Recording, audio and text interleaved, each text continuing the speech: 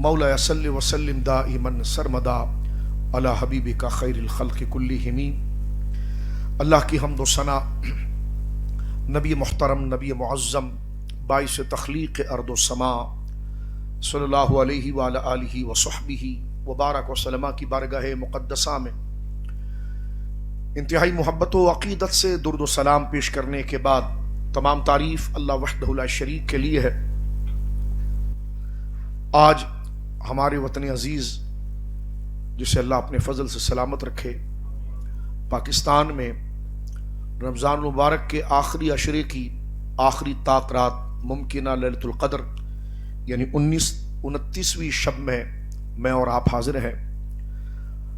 और आज ये दरस कुरान की मजलिस हमारे दिलों के अंदर शौक़ ईमान और इस्लाम और शरीयत की कदर को बुलंद और मोतबर करने के लिए हमारी इस मस्जिद शरीफ की इंतज़ामिया ने ये खिदमत अंजाम दी है। मैं समीम क़ल्ब से इंतज़ामिया का शुक्र भी अदा करता हूँ, शुक्रिया अदा करता हूँ और दुआ करता हूँ अल्लाह रब्बुल आलमीन इन दोस्तों भाइयों को दीन की इस बुनियादी खिदमत पर हिज़्ज़ वाफ़िर अता फ़रमाए और जितने हज़रात अपना वक्त निकाल कर इस शब की कदर व अज़मत को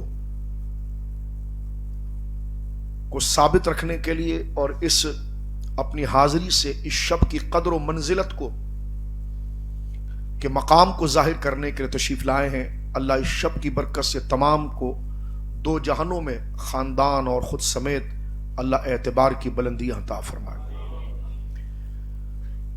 ये मजमा दरअसल दीन का एतबार को जाहिर करता है, कुरान सुन्नत की बालादस्ती को जाहिर करता है, शरीयत के एहतराम को जाहिर रखता है। अल्लाह इसी तरह अहले ईमान में इत्तेफाक मोहब्बत और अपने दीन के तारुफ और तशहीर के लिए मुश्तमे रखे और जोड़े रखे। वक्त क्योंकि सहर के बिल्कुल करीब है जो हमारे वहां होता है, तो चंद बातें जरूरी मैं अर्ज करना चाहूंगा। आज की शब जो ताक रातों में आखिरी ताक रात है,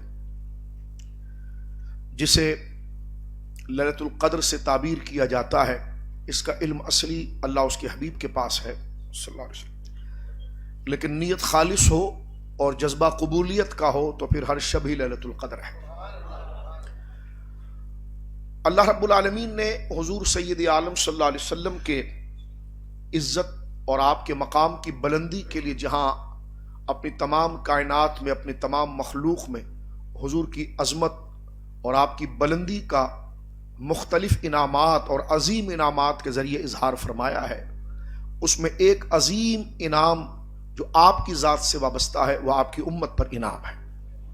क्योंकि ये उम्मत जो है वो जनाब रसूलुल्लाह सल्लल्लाहु अलैहि वसल्लम की निस्बत से याद की जाती है, तो लिहाजा ये उम्मत उम्मत मुस्तफ़ा करीम सल्लल्लाहु अलैहि वसल्लम कहलाती है। तो इस उम्मत के एतबार को और अजमत को हुजूर की निस्बत से बहाल करने के लिए अल्लाह रब्बुल आलमीन जल्ला वाला ने उन कमालात में से एक कमाल लैलतुल क़द्र हुजूर की निस्बत और इज्जत और नामूस के लिए अल्लाह रब्बुल आलमीन ने अता फरमाई है। लैलतुल क़द्र हुजूर की उम्मत का खासा है, इससे पहली उम्मतों को इस किस्म की शब नहीं मिली। इस उम्मत को कई शब हासिल हुई हैं तरक्की मदारिज के लिए, जहां शब बरात है जिसे लैलतुल बरा भी कहा जाता है, निफ शाबानुल मुअज़्ज़म की रात, इसी तरह शब मुज़दलिफ़ा है जो एक अजीम तरीन रात है, जो इस रात से भी बड़ी रात है, जो हाजी आरफात के मैदान से होते हुए मुज़दलिफ़ा में आता है, जहां उसके लिए मुजदा यह है कि हुकूक़ुल इबाद को मुआफ़ कर दिया जाता है। यानी जो हुकूक लोगों के है वो तो वो अदा करेगा, लेकिन उनकी दिल आज़ारियों पर जो उसे सज़ा है वो अल्लाह रब्बुल आलमीन मुआफ़ फरमाता है। जनाब रसूल करीम सल्लल्लाहु अलैहि वसल्लम ने अरफात के मैदान में जब दुआ फरमाई थी अपनी उम्मत के लिए कि अल्लाह मेरी उम्मत से अपने हक़ को माफ़ फरमा, हक़ को माफ़ फरमाने से मुराद ये है कि तेरे हक़ में जो उनसे तलाफियाँ गलतियाँ हुई हैं उन ख़ताओं को माफ़ फरमा। फिर दुआ की कि या अल्लाह, बड़ी कमाल की दुआ जनाब सय्यद आलम के दहने मुक़द्दसा से जारी हुई, या अल्लाह मेरी उम्मत के मजलूम को बख्श दे। दुआ के लिए मुस्तजाब और कबूलियत की सनद आई। फिर फरमाया जालिम को भी बख्श दे। यानी अपनी उम्मत की मोहब्बत और रिक्कत में ये जुमले भी हुजूर की जुबान से निकले कि जालिम को भी बख्श दे और मजलूम को भी बख्श दे। जाहिर कोई आसार बज़ाहिर नजर नहीं आए, जनाब सय्यद आलम सल्लल्लाहु अलैहि वसल्लम खामोश हैं, अपनी ऊँटनी पर है, अरफात से निकल पड़े। شیخین کریمین حضرت سیدنا صدیق اکبر فاروق اعظم رضی اللہ عنہما پہ ہم حضور کو دیکھتے رہے، سرکار کا سر مقدس جھکا ہوا تھا اور آنکھوں سے آنسو جاری تھے اور کسی غم کا مظاہرہ تھا۔ صحابہ اپنے مقابلے میں لگ گئے کہ کہیں ہم سے تو کوئی ایسی کوئی بات سرزد نہ ہوئی، لیکن جو حجاج ہیں اللہ قبول فرما، انہوں نے وہ سفر دیکھا ہے کہ عرفات سے چلتے ہوئے جب مزدلفہ کے اندر حضور آئے ہیں تو حضور نے ایک بڑی مبارک مسکراہٹ سے اپنے چہرے کو ظاہر کیا اور حضور کا چہرہ بالکل کھل گیا۔ حضرت عمر کہتے ہیں میں نے حضور سے کہا کہ یا رسول اللہ یہ کیا ہے؟ فرما میں نے عرفات میں اپنی امت کے لیے دعا کی تھی کہ اللہ میری امت کے ظالم کو بھی بخش دے، مظلوم کو بھی بخش دے۔ فرمایا بظاہر سکوت تھا، لیکن جب مزدلفہ میں آ گیا تو اللہ رب العالمین نے اس دعا کو بھی قبول فرما لیا۔ یہ وہ مجدہ مزدلفہ کے، اس کا ہرگز یہ مطلب نہیں ہے کہ لوگوں کے حقوق کی تلافی کی جائے اور لوگوں کے حقوق کو پامال کیا جائے، ان کو نقصان پہنچا جائے، ان کو دھوکہ دیا جائے، ہرگز اس سے مراد نہیں۔ مراد اس سے یہ ہے کہ جو لوگوں کی کمٹمنٹ آپس میں حقوق ہے اس کی ادائیگی ہو، لیکن جو تاخیر اس نے اپنے انسانی اور تقاضۂ بشری سے اور اپنے کسر نفس سے اور اس نے اپنی شامت نفس سے اس نے جو کام کر دیا ہے، اللہ رب العالمین اسے معاف فرمائے، لیکن جو لوگوں کے حقوق ہے اس کو وہ ادا کرتا رہے۔ اس رات کی طرح یہ رات، اور ایک رات جو ابھی عید کی رات آئے گی جسے لیلۃ الجائزہ کہا جاتا ہے، وہ رات بھی شریعت مطہرہ کے اندر ایک بڑی اعتبار کی رات ہے، اور یہ رات جسے لیلۃ القدر کے ساتھ موسوم معنون یاد کیا جاتا ہے، یہ قدر والی رات ہے۔ اس پر آپ نے مختلف گفتگو علماء سے سنی ہوگی۔ قرآن کریم نے کہہ دیا ہے کہ لیلۃ القدر خیر من الف شہر، یہ قدر والی رات وہ ہے جو 1000 مہینوں سے زیادہ بہتر ہے۔ یہ چند عنوانات سر دست ذکر کر کے بات اصل آگے کرنا میری مراد ہے۔ بات دراصل یہ ہے کہ شریعت مطہرہ کے اندر دینی دنیاوی اعتبار سے، کاروبار کے اعتبار سے یا دنیاوی مراسم کے اعتبار سے ایک دوسرے سے مقابلہ یہ کبھی پسندیدہ نہیں رہا کہ اگر آپ اچھا بزنس کر رہے ہیں تو میں آپ کو فلاپ کر کے آگے آ جاؤں، یا آپ 2 لاکھ کما رہے ہیں تو میں پوری کوشش کر کے 4 لاکھ کماؤں۔ ٹھیک ہے، آپ جائز طریقے سے اگر کما رہے ہیں تو یہ آپ کا دنیاوی معاملہ ہے۔ دین نے کبھی اس کی کوئی پذیرائی نہیں کی، لیکن دین نے جس چیز کی پذیرائی کی ہے وہ نیکی میں مسابقت ہے، نیکی میں مقابلہ ہے کہ اگر آپ نے کوئی خیر کا کام کیا اس سے مجھے موٹیویشن مل گئی، آپ نے کوئی اچھا کام کیا جس سے مجھے بڑا جذبہ آیا نیکی کرنے کا، تو میں نے کہا کہ آپ نے یہ 1 گناہ کیا ہے تو میں 2 گناہ کروں گا، یا آپ نے 2 کیا ہے تو میں 4 کروں گا نیکی کے لیے۔ تو نیکی کے اندر مقابلہ، نیکی کے اندر مسابقت جو ہے، مقابلہ، یہ شریعت مطہرہ کا پسندیدہ اور محبوب عمل ہے، لیکن وہ ریاکاری کے لیے نہیں، دکھاوے کے لیے نہیں، تکبر کے لیے نہیں، کیونکہ کوئی بھی نیکی کا کام ہوتا ہے وہ اللہ کے قرب کا ذریعہ ہے۔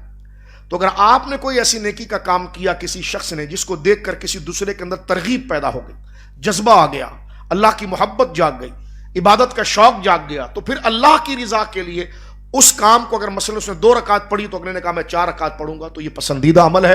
شرط یہ ہے کہ اپنی نیت کو خراب نہ کرے، تکبر نہ کرے، ریاکاری نہ کرے، بلکہ اس عمل کو شوق الہی کے اندر آگے بڑھانے کا ذریعہ بنائے۔ ایک جملہ مزید مسلم شریف کے اندر بڑی مشہور روایت، اس کو یاد آپ کے ذہنوں میں بھی ہے، آج رات ہی زیادہ پڑھنے کے لائق ہے کہ نیکی میں مقابلہ کیسا۔ صحابہ کرام میں کچھ امیر مالدار صحابہ تھے اور کچھ بظاہر پسماندگی کی طرف سے غریب تھے، کیونکہ عبادت کی، میرے دوستوں بزرگوں نوجوانوں، 3 قسم ہے عبادت کی، 3 ٹائپ کی عبادت ہے، ایک بدنی ہے، ایک مالی ہے اور ایک مرکب ہے۔ بدنی عبادت اس کو کہتے ہیں جس میں ہمارا صرف بدن استعمال ہوتا ہے، ہمیں پیسے کی ضرورت نہیں ہوتی، جیسے نماز، تلاوت قرآن، نفلی عبادات، یہ بدنی عبادت ہے۔ اور مالی عبادت وہ ہے جس میں ہمارا مال صرف ہوتا ہے، جیسے زکوٰۃ، صدقات، خیرات، غریبوں کو کھانا کھلانا، اس میں مال صرف ہوتا ہے، یہ مالی عبادت ہے۔ اور ایک ہے مرکب عبادت جس میں بدن بھی ہے اور مال بھی ہے، جیسے حج، جس میں آپ کا مال بھی لگ رہا ہے اور آپ کا بدن بھی لگ رہا ہے، یہ مرکب عبادت ہے۔ یہ 3 عبادت کی کیٹیگری ہے۔ صحابہ کرام میں 2 قسم کے لوگ تھے، ایک بالکل امیر تھے اور ایک بالکل پسماندہ تھے۔ تو جو امیر صحابہ تھے وہ اپنے دوسرے ساتھیوں کے ساتھ نماز بھی بجماعت ادا کر رہے ہیں، تلاوت قرآن بھی کر رہے ہیں، بدنی ساری عبادت کر رہے ہیں، لیکن جو غریب صحابہ تھے ان میں ہمیشہ یہ خیال دامنگیر رہتا تھا، اور یعنی بہت خیال ان کو آتا تھا کہ یار قیامت کے دن یہ نمازوں، یہ عبادت میں ہم سے بڑھ جائیں گے، اجر میں بڑھ جائیں گے، ثواب میں بڑھ جائیں گے۔ اس کی وجہ یہ ہے کہ جو بدنی عبادت، نماز ہی ہمارے ساتھ پڑھ لیتے ہیں، تلاوت قرآن کرتے ہیں، لیکن یہ مال کے ذریعے مساجد بنانا، خان اور صحرا بنانا، غریبوں کی امداد کرنا، یہ تو ہمارے پاس نہیں ہے۔ اور یقیناً مال کے ذریعے اللہ کی مخلوق کو فائدہ پہنچانا ایک بہت بڑا مستحسن طریقہ ہے، پسندیدہ ہے، تو وہ اپنی معروضات لے کر، اپنی عرضیاں لے کر حضور کی بارگاہ میں پہنچے۔ عرض کیا رسول اللہ صلی اللہ علیہ وسلم، یہ ہمارے مالدار جو دوست ہیں، یہ ہماری طرح نماز تو پڑھ لیتے ہیں، تلاوت کر لیتے ہیں، تمام چیزیں کر لیتے ہیں، لیکن مسئلہ یہ ہے کہ یہ اپنے مال کے ذریعے دوسرے خیر کے کام اتنے کرتے ہیں جو ہم سے اجر میں بڑھ جاتے ہیں، تو حضور ہم کیا کریں؟ سرکار نے فرمایا اچھا تو تم ان کے اگر برابر آنا چاہتے ہو کہ تمہیں بھی قیامت کے دن اسی مال جس طرح ان کو اجر مل رہا ہے وہ بغیر مال خرچ کرے تمہیں مل جائے، تو تم پھر 33 دفعہ سبحان اللہ نماز کے بعد 33 دفعہ الحمدللہ اور 33 دفعہ اللہ اکبر پڑھ لیں، بعض روایت میں 34 بھی ہے۔ اب ظاہر سی بات ہے یہ بات کوئی، تو وہ صحابہ بھی موجود تھے جو بیپاری تھے، جو کاروباری تھے، مالدار تھے، انہوں نے بھی وہ تسبیحہ پڑھنا شروع کر دیا۔ اب یہ فقراء صحابہ دوبارہ آ گئے، انہوں نے کہا یا رسول اللہ مسئلہ یہی تو حل کرنا تھا کہ ہم نیکی میں ان کے برابر ہو جائیں، تو یہ مال بھی ان کا پہلے سے ہم سے آگے، اب جو وظیفہ آپ نے بتایا تھا ان کے برابر ہونے کا، اور اب یہ بھی انہوں نے شروع کر دیا ہے، تو اب ہم کیا کریں؟ تو سرکار نے مسکرا کر فرمایا میرے صحابہ ذالک فضل اللہ یؤتی من یشاء، یہ تو اللہ کا فضل ہے، اللہ جسے چاہے عطا فرماتا۔ تو یہاں سے ہمیں ایک سنجیدہ، ایک میچیور میسج ملتا ہے اس فریم میں، اس حدیث کے اندر کیا ملتا ہے کہ نیکی کے اندر مسابقت کرنا یہ شریعت مطہرہ کو مقبول ہے، اور یہی لیلۃ القدر کے نزول، اور یہ جو فرمایا نا کہ لیلۃ القدر خیر من الف شہر، اس میں ایک بات یہ بھی تھی، سرکار دو عالم کی عادت مبارک تھی صلی اللہ علیہ وسلم، اپنے امت کی موٹیویشن کے لیے آپ پچھلی امتوں کے برگزیدہ لوگوں کی نیکیاں بیان کرتے تھے، اور یقیناً ایک استاد کو پتا ہے کہ طالب علم کی تربیت کرنے کے لیے کچھ اچھے لوگوں کے نمونے اور ان کے سچی باتیں آگے بتائی جائے تاکہ اس کے اندر بھی اچھا اس نے یہ کیا میں بھی اس کو کروں گا، میں بھی اس کو اچیو کروں گا۔ تو سرکار دو عالم صلی اللہ علیہ وسلم کی تبلیغ کا انداز یہ ہے کہ سرکار اکثر اپنے صحابہ میں نیکی کے جذبے کو اجاگر کرنے کے لیے اور بہت بڑا کوئی مقصد اچیو کرانے کے لیے پچھلی امتوں کی بات کرتے اور واقعات سچے بیان کرتے، اور قرآن کریم میں بھی اگر آپ دیکھیں تو قرآن کریم کا 30% سے زیادہ حصہ واقعات پر ہے۔ حضرت موسیٰ علیہ السلام کا واقعہ، حضرت ابراہیم علیہ السلام کا واقعہ، پوری سورت حضرت یوسف کی ہے۔ اس کی وجہ کیا ہے؟ علامہ جلال الدین سیوطی نے اتقان میں لکھا اس کی وجہ تربیت کے ساتھ، کیونکہ بندے کو اگر کوئی چیز مشکل لگے اور اس پر کوئی پریکٹیکل گزر چکا ہو، کوئی عمل کر چکے ہوں اور اس کا اجر دیکھ چکے ہیں، تو اس کے اندر ایک موٹیویشن پیدا ہو جاتی ہے، ایک ذوق پیدا ہو جاتا ہے، انہوں نے کیا ہے تو پھر میں بھی کروں گا۔ سرکار دو عالم صلی اللہ علیہ وسلم پر اللہ نے سب سے زیادہ قصہ جو اتارا وہ حضرت موسیٰ کا تھا۔ قرآن میں سب سے زیادہ ذکر حضرت موسیٰ کا ہے، کیوں؟ اس لیے کہ حضرت موسیٰ کی قوم کی ذہنیت اور حق کے مقابلے پر جو وہ خرابیاں کھڑا کرتے تھے وہ، اور حضور کے سامنے جو دشمن موجود تھے وہ، ان کی ذہنیت ایک تھی۔ سرکار کا جن لوگوں سے جو سامنا ہوا یا جو حالات سرکار علیہ السلام کو درپیش آئے، بالکل یہی حالات حضرت موسیٰ کے لیے تھے۔ تو اللہ رب العالمین نے اپنے محبوب کی اس درجے میں تربیت کے لیے حضرت موسیٰ کے واقعات اتارے، اور فرمایا اس لیے ہم یہ اتار رہے ہیں، فرمایا لِنُثَبِّتَ بِهِ فُؤَادَكَ، تاکہ آپ کا دل مضبوط رہے، تاکہ آپ کا دل مضبوط رہے۔ وَكُلًّا نَقُصُّ عَلَيْكَ مِنْ أَنْبَاءِ الرُّسُلِ، حبیب ہم آپ پر سارے نبیوں کے قصے اتاریں گے۔ کیوں اتاریں گے؟ ان کے واقعات کیوں بتائیں گے؟ فرمایا لِنُثَبِّتَ بِهِ فُؤَادَكَ، تاکہ آپ کا دل جو ہے وہ مضبوط رہے، اور وہ مثال، وہ تعبیر، وہ پہلی کی مثال آپ کے لیے جمنے میں استقامت کا ذریعہ بنے۔ تو جب انبیاء کی تربیت میں واقعات ہیں تو میرے اور آپ جیسے کمزوروں کے لیے واقعات کتنے ضروری ہوں گے۔ تو سرکار دو عالم صلی اللہ علیہ وسلم نے امت کو ایک واقعہ ذکر کیا، فرمایا کہ بنی اسرائیل میں کچھ لوگ ایسے جن کی عمریں بھی لمبی تھی، نیکیاں بھی اعلیٰ تھی، اکثر آپ سنتے رہتے ہیں، یہ ذہن میں تازہ کیجیے۔ فرمایا ایک تو وہ تھے جنہوں نے 80 سال اللہ کی راہ کے اندر جہاد کیا۔ صحابہ میں یہ چیز جاگ گئی، جہاد ایک بہت بڑا فریضہ ہے، جہاد کا ایک بہت بڑا اجر ہے۔ اس کی دو قسمیں ہیں، جہاد کا معنی جد و جہد کرنا، کوشش کرنا، کس لیے؟ اللہ کے نظام کو بڑھانے کے لیے، اللہ کے نظام پر عمل کرنے کے، خیر کو بڑھانے کی جد و جہد کو بھی جہاد۔ اور ایک وہ صورتحال ہے کہ جب دشمن جان کے در پر آ جائے اور تمام شرائط بیٹھ جائے تو پھر اسلحہ اٹھا کے میدان عمل میں آ جانا، جس کو جہاد بالسیف کہا جاتا ہے۔ اور جہاد بالسیف ہو یا جہاد باللسان ہو یا عمل ہو، یہ قیامت تک جاری رہے گا۔ جہاد منسوخ نہیں ہے، جہاد منسوخ نہیں، یہ حضور علیہ السلام کی حدیث مبارکہ ہے۔ اور جہاد ایک بہت بڑا عمل ہے۔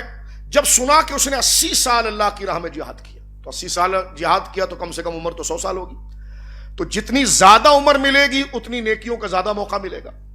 وہ دورانیہ زیادہ آئے گا تو صحابہ کے چہرے افسردہ ہوئے، پریشان ہوئے. سرکار نے فرمایا تمہارے چہروں پر پریشانی کیوں ہے؟ کہ یا رسول اللہ قیامت کے دن ہم اٹھیں گے تو وہ تو نیکیوں میں ہم سے زیادہ ہوں گے. جب ان کو 80 سال ملا ہے تو 60 سال، جو 80 سال ملا ہے تو 80 سال کی عبادتیں بھی ملی، موقع بھی ملا. ہمیں عمریں کم ملی تو کرنے کا موقع کم ملا. تو اس کو یوں سمجھیے، مفسرین نے یہ بات ذکر کی ہے کہ رب کریم کی طرف سے یہی اعلان ہوا کہ حبیب نظام بدلے گا لیکن تیرا سر نہیں جھک سکتا. ہم تیری امت کی عمر کو نہیں بڑھائیں گے بلکہ اسی عمر کے اندر اجر کو بڑھا دیں گے. فرمایا لیلۃ القدر خیر من الف شہر. لیلۃ القدر جو ہے وہ 1000 مہینوں سے زیادہ عبادت رکھتی ہے اور اجر رکھتی ہے. یہ خاص سرمایہ حضور سید عالم کی امت کو ملا. ایک حدیث پاک پڑھ کر میں اپنے اصل موضوع قرآن کریم کی آیت کی طرف آ جاؤں تاکہ یہ ذوق جو ہمارے اندر ہے وہ برقرار رہے. بخاری شریف میں ایک حدیث ہے کتاب الصلاۃ میں، سرکار دو عالم نے فرمایا میری امت اور پچھلی امتوں کی مثال کیا ہے. میری امت اور پچھلی امتوں کی مثال کیا؟ کیونکہ سرکار کی امت کو ایک اعزاز یہ بھی حاصل ہے کہ آپ پچھلی امتوں کی گواہی دیں گے. سرکار کی امت، قرآن کریم کی آیت ہے فَكَيْفَ إِذَا جِئْنَا مِن كُلِّ أُمَّةٍ بِشَهِيدٍ، سورہ نساء، وَجِئْنَا بِكَ عَلَىٰ هَٰؤُلَاءِ شَهِيدًا. اس پر ذرا ذوق سے ایک بات سن لیجئے، کیونکہ یہ رات قرآن کی رات ہے. لیلۃ القدر کی فضیلت کی وجہ اللہ نے فرمایا کہ اس میں ہم نے قرآن کو اتارا ہے، قرآن کو نازل کیا. اور یہ رات کا اہتمام یا تراویح کا اہتمام قرآن کے اعتبار عظمت کو بحال رکھنے کے لیے ہے. قرآن کریم کو محفوظ کرنا، اس کے لیے سرکار نے بہت سے طریقے اختیار کیے. مثلا ایک یہ طریقہ بھی اختیار فرمایا سرکار نے کہ ایک دفعہ حضرت ابی بن کعب کو حضور نے بلایا، بخاری شریف باب القرآن کے اندر. ابی بن کعب جن کے قرآن کو جبرائیل سنتے تھے، ان کی تلاوت اتنی اعلیٰ شان تھی. اور حضرت ابی بن کعب کو حضور نے بلایا کہ ابی ادھر آؤ، میں تمہارے سامنے قرآن پڑھنا چاہتا ہوں. اب مجھے بتائیے، قابل ترین استاذ جس کی قرات اور تلاوت لوگوں کے لیے مثال ہو، وہ اپنے کسی شاگرد کو بولے تو ذرا بیٹھ میں تجھے سناؤں، تو مجھے بتاؤ شاگرد کے اوپر کتنا بوجھ آئے گا کہ استاد جی آپ سے دنیا پڑھتی ہے، آپ مجھے کیا تلاوت کر کے سنائیں گے، میری کیا حیثیت. تو یہی جواب حضرت ابی نے کہا یا رسول اللہ آپ پر تو قرآن اترتا ہے، آپ مجھ پر کیا قرآن پڑھیں گے. تو سرکار نے فرمایا نہیں، ان اللہ سماک، اللہ نے تیرا نام لے کر مجھے کہا ہے. بخاری شریف، ان اللہ سماک، اللہ نے تیرا نام لے کر مجھے کہا ہے کہ ابی کو قرآن سنائیے. تو حضرت ابی بن کعب کہنے لگے ان اللہ سمانی، اللہ نے میرا نام لے کر کہا ہے. جب تک بکے نہ تھے تو کوئی پوچھتا، تم نے خرید کر مجھے انمول کر دیا. عرض کرتے ہیں یا رسول اللہ ان اللہ سمانی، اللہ نے میرا نام لیا. حضور نے کہا ہاں، وہ یبکی، وہ بہت رونے لگے. یہ تو حدیث پاک. لیکن اس سے کیا ثابت ہوا؟ ایک تو ابی بن کعب کی عظمت ثابت ہوئی، دوسرا قرآن کا اعزاز ثابت ہوا. اور اس بات کو حضور نے سنت بنایا کہ بڑا چھوٹے کو بھی قرآن سنائے تاکہ اعتبار قرآن کا بحال رہے. ٹھیک ہے جی، بڑا چھوٹے کو قرآن سنائے. لیکن مسلم شریف میں اگر آپ آ جائیں تو بات دوسری ہے. یہاں یہ کہ عبداللہ ابن مسعود کو حضور نے خود بلایا اور کہا ذرا قرآن سنا. ادھر حضور سنا رہے ابی بن کعب کو تاکہ بڑے کا چھوٹے کو سنانا بھی سنت ہو جائے اور چھوٹے کو بلا کر بڑے کا سننا بھی سنت ہو جائے، اور اس طریقے سے قرآن کی عزت اور اعتبار دلوں میں راسخ ہو جائے. بولیے سبحان اللہ. یہ واقعہ تھوڑا مختلف ہے، ذرا دیکھیے جو ہماری اس گفتگو اور لیلۃ القدر کے ساتھ لنک رکھتا ہے. عبداللہ ابن مسعود رضی اللہ تعالیٰ عنہ کو حضور نے بلایا. عبداللہ ابن مسعود کو حضور نے بلایا. یہ بڑے جلیل القدر صحابی ہیں. میں حدیث پڑھنے سے پہلے ان کے مقام پر ایک جملہ کہتا ہوں کہ اللہ ان کے ذکر کے صدقے آج کی رات کو ہمارے لیلۃ القدر بنا دے. حضرت عبداللہ ابن مسعود بدری صحابہ میں سے ہیں نا، 6 نمبر پر یا 7ویں نمبر پر اسلام لائے.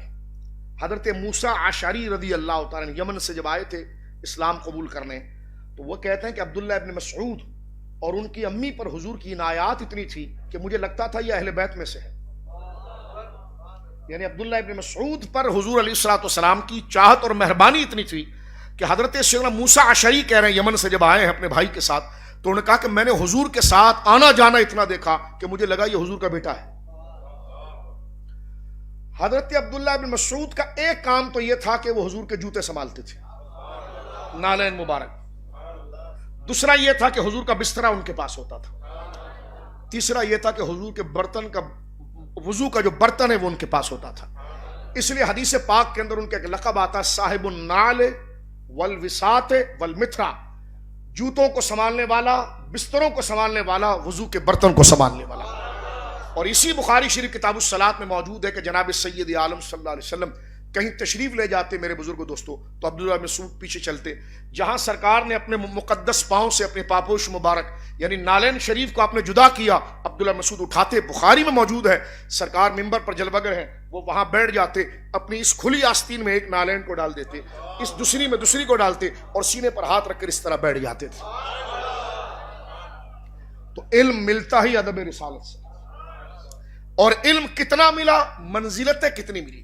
اور میں ایک طالب علم ہونے کی حیثیت سے بات کرنا چاہتا ہوں، کسی کو اگر حوالہ ملے تو مجھے بتا دیں، مجھے تو کئی شروحات دیکھ کر اس کی توضیح نہیں ملی کہ سرکار علیہ الصلوۃ والسلام نے اگر میلوں پیدل سفر کیا ہو یا کچھ مسافت کا سفر کیا ہو اور حضور تشریف لائے ہوں اور نالین مبارک سے گرد مبارک لگ گئی ہو، حضرت عبداللہ بن مسعود کو کبھی نہیں دیکھا گیا کہ انہوں نے نالین کو جھاڑا ہو، بلکہ اسی طرح اٹھایا ہے، کوئی یہاں ڈال دیا ہے، کوئی یہاں ڈالا، اور اسی کو کہا گیا کہ ذرے جھڑ کر تیری پیزاروں کے تاج سر بنتے ہیں سیاروں کے، کیسے آقاؤں کا بندہ ہوں رضا، بول بالے میری سرکاروں۔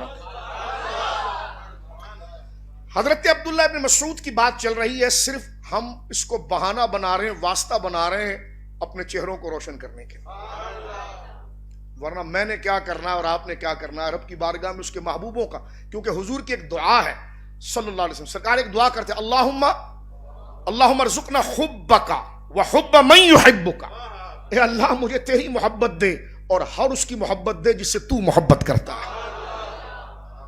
یہ دعاؤں میں سرکار دو عالم کا طریقہ مبارک تھا، اللہم ارزقنا حبک وحب من یحبک۔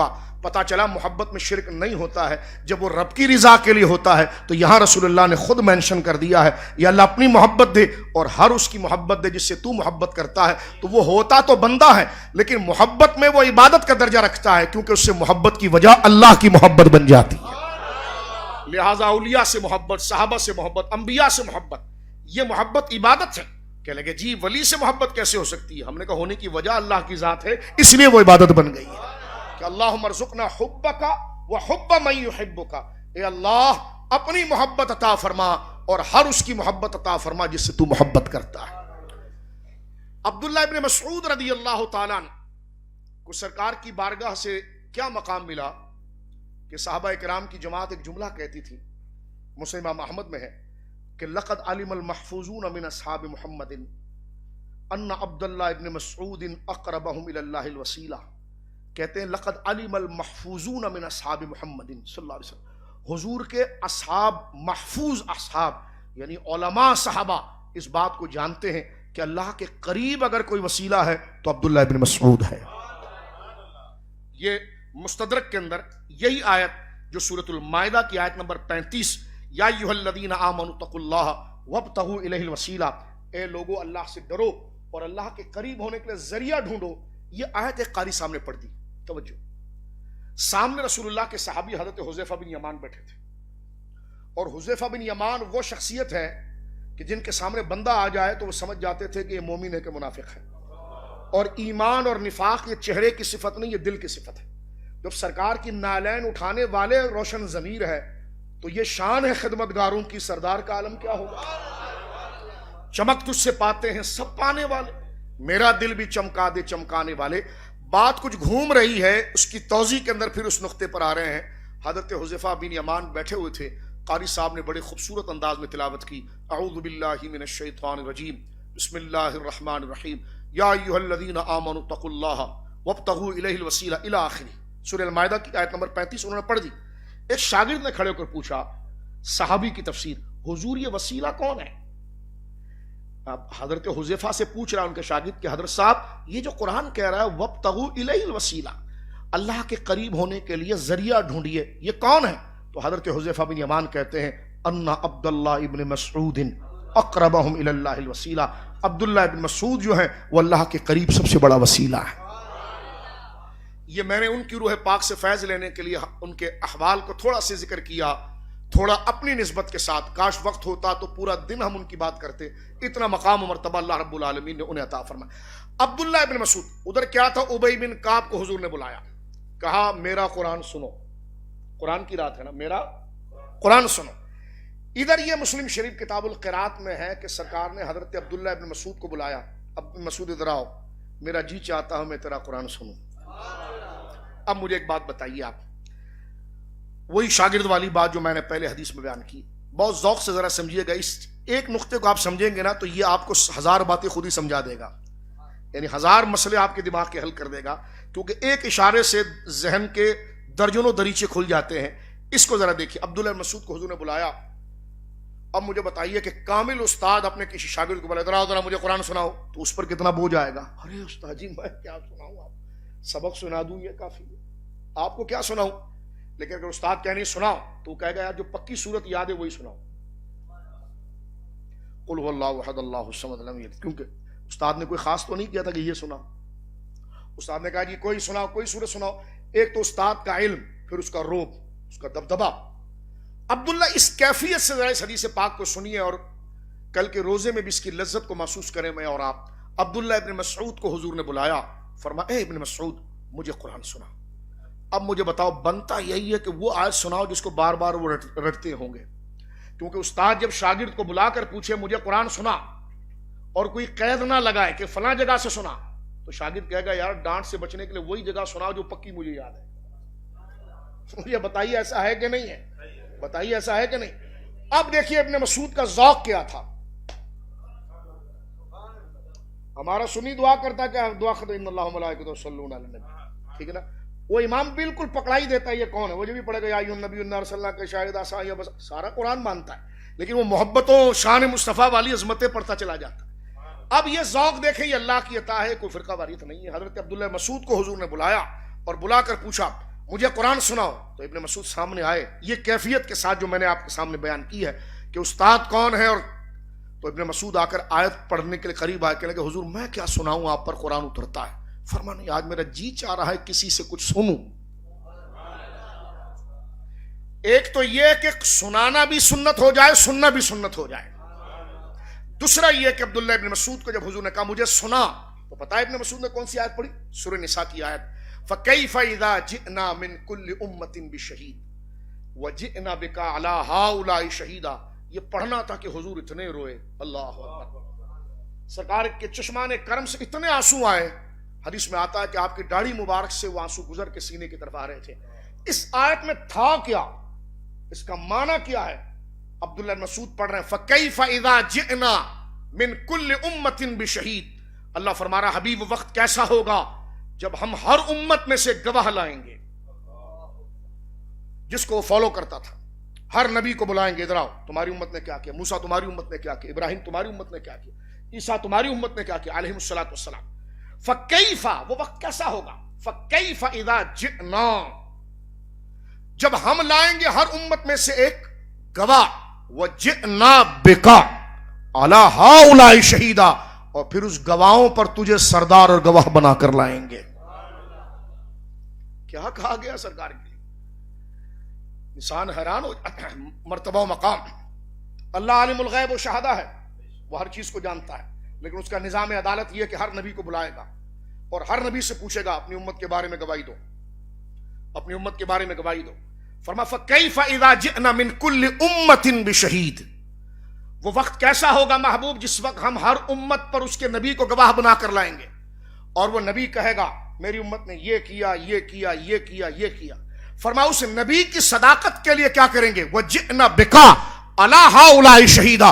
اس نبی کی سچائی کے لیے مصطفیٰ بھیج تو تجھے سب سے آخر میں رہے ہیں, لیکن علم اتنا دیا ہے کہ موسیٰ کی صداقت کی گواہی پھر تو آ کر دے گا, نوح کی گواہی تو دے گا, آدم کی گواہی تو دے گا, عیسیٰ کی گواہی تو دے گا. اب سوال کرو حضور تھے نہیں, گواہی کیسے دیں گے؟ میں نے کہا یہ موضوع میرا نہیں ہے, لیکن غور کرنا ہے, اس پر توجہ کرنا. یہ مسئلہ اتنا آسان نہیں ہے کہ ایک کان سے سن کے کوئی بھی کومنٹس فیس بک پر دے دو. یہ قرآن کی آیت سامنے رکھیں. فرمایا فَكَيْفَ إِذَا جِئْنَا مِن كُلِّ أُمَّةٍ بِشَهِيدٍ. اس آیت کا روب آپ دیکھیں, سرکار روئے کس لیے ہے؟ علماء نے لکھا کہ رونے کی وجہ ایک یہ تھی کہ یہ منصب جلیل جو ملا یہ کسی کو نہیں ملا. سرکار نے اس نعمت کے شکرانے پر آپ کے آنسو سانسو جاری ہو. علامہ ابن حجر اسقلانی نے فتح الباری میں اس کے نیچے یہی لکھا ہے. رونے کی وجہ کیا ہے؟ فرمائیے رونا اللہ کے حضور شکرانے کے لیے تھا, کہ حضرت آدم سے لے کر عیسیٰ تک اولین و آخرین میں کسی کو یہ منصب نہیں ملا. ساری امت کھڑی ہے، اس نے خیر کام کیا یا شر، اس کو خدا جانتا ہے. لیکن اللہ ان نبیوں کو بلائے گا، موسیٰ تمہاری امت میں کتنے لوگ تھے، بتاؤ انہوں نے کیا کیا. عیسیٰ تمہاری امت میں تمہارے ساتھ کیا کیا.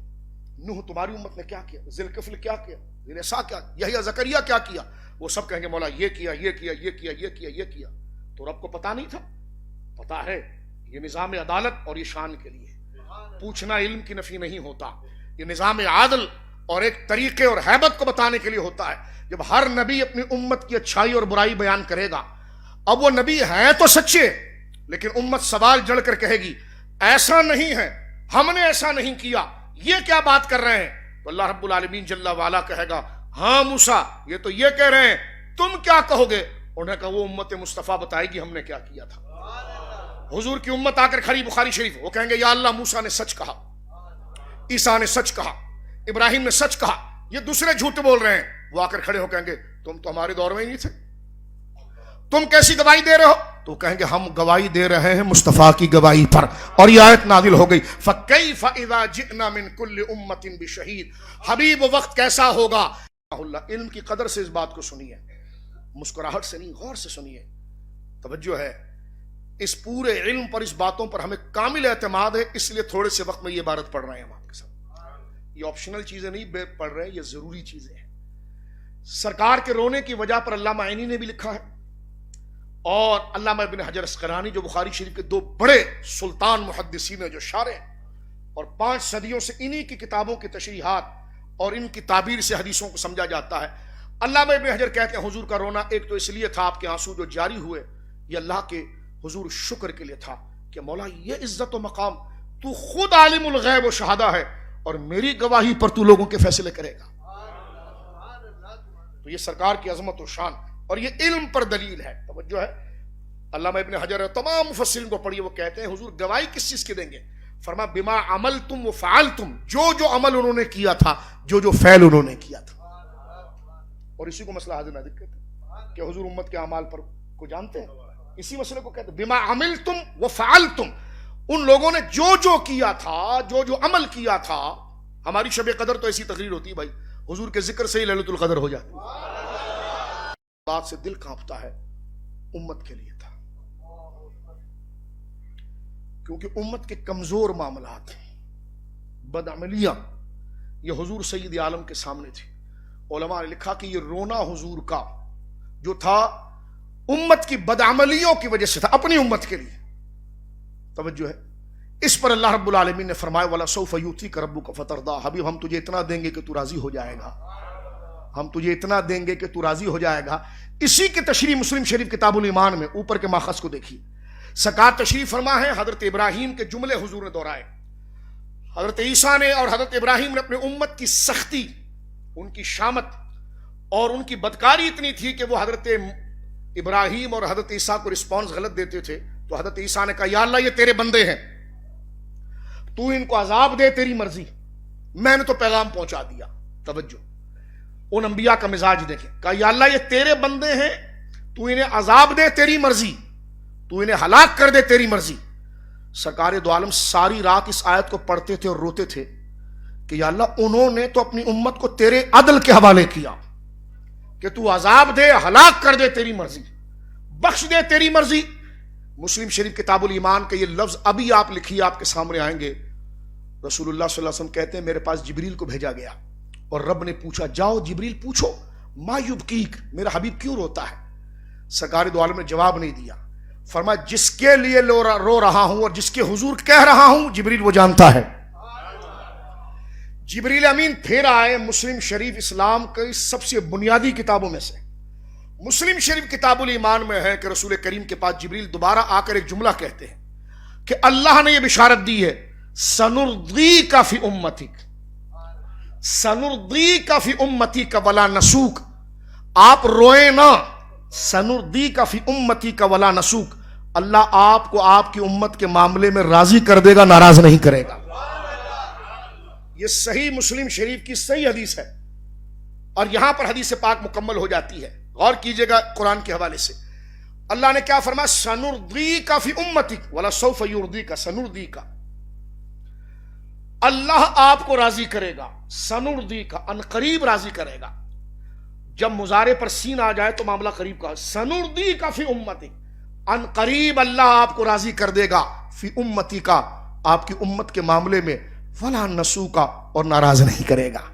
امام سیوطی نے کمال جملہ لکھا ہے، فرمایا رب نے دو باتیں کی ہے، آپ کو آپ کی امت کے بارے میں راضی کر دے گا، ناراض نہیں کرے گا. راضی کرے گا، ناراض نہیں کرے گا. اب دیکھو دیکھنے والے کہاں تک دیکھتے ہیں. امام سیوطی رحمہ اللہ کہتے ہیں راضی کرے گا ایک الگ بات ہے، سنردیک فی امتک، آپ کو اللہ ان قریب آپ کی امت کے لیے بولیے راضی کرے گا. ولا نسوک اور ناراض نہیں کرے گا. فرما صرف راضی ہی کی بات پر بات مکمل نہیں تھی، یہ آگے نسوک کیوں کہا؟ امام سیوطی کمال کا جملہ لاتے ہیں جو مزاج رسول کو جانتے ہیں. فرماتے یہ دو جملے کی وجہ یہ تھی کہ اللہ ان قریب آپ کی امت کے بارے میں آپ کو راضی کرے گا، یعنی آپ کی امت کے ایسے بڑے گروہ کو بغیر حساب کتاب کے جنت دے گا جو احادیث موجود ہے. اور ولا نسوک اور ناراض نہیں کرے گا، یعنی گناہگاروں کو بھی بخش دے گا. اور اسی کے نیچے امام نووی کا حاشیہ ہے جو ہمارے مدرسوں میں پڑھائی جاتی نا، مسلم شریف. اسی حدیث کے نیچے آپ دیکھیے وہ کہتے ہیں اتنا میٹھا کلام رب نے کسی سے نہیں کیا، اتنا محبت کا کلام رب نے کسی سے نہیں کیا جس طرح حضور سے کیا. حبیب روتا کیوں ہے؟ ان قریب ہم تجھے تیری امت کے بارے میں راضی کریں گے اور ناراض نہیں کریں گے.